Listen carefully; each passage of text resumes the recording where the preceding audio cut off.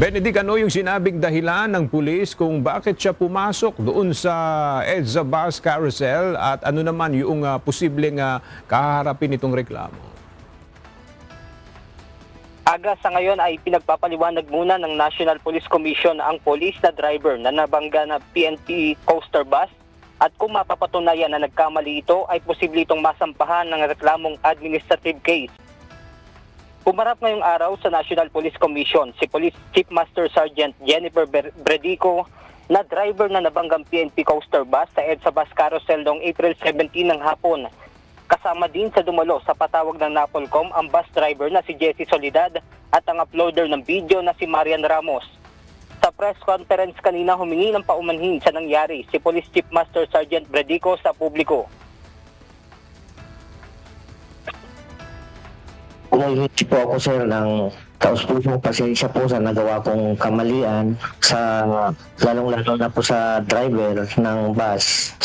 Inaamin ko na mali yung pagka-swerving ng sasakyan na yung coaster ng PNP papunta sa kaliwa.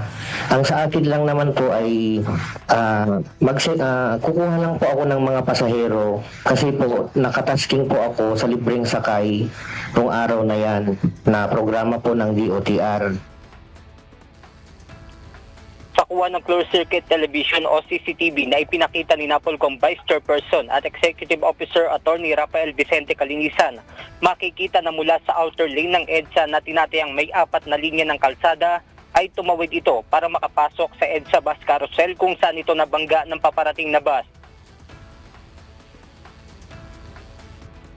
May isang sasakyan po, hindi ko po siya agad napansin na police po, pero may isang sasakyan po na biglang na swerving papunta po doon sa ang lane ng busway. Kaya ko po siya nabangga. Tapos po, pagkatapos po ng bangga, kinukuha po yung lisensya ko ni sir, nagmamanila po ng coaster. At sabi ko po sa kanya, hindi ko po ibibigay hanggat wala pong dumadating na enforcer. Sa kuwang ito naman ni Marian Ramos, makikita na hiningi pa umano ng pulis ang lisensya ng bus driver na si Jessie Soledad. Bagay naman na ikinadismaya ni Attorney Calinisan. Isang malaking kahihiyan itong ginawa na itong sarentong ito. Totoo lang. A while ago, behind closed doors, we were talking. And I'm extremely disappointed.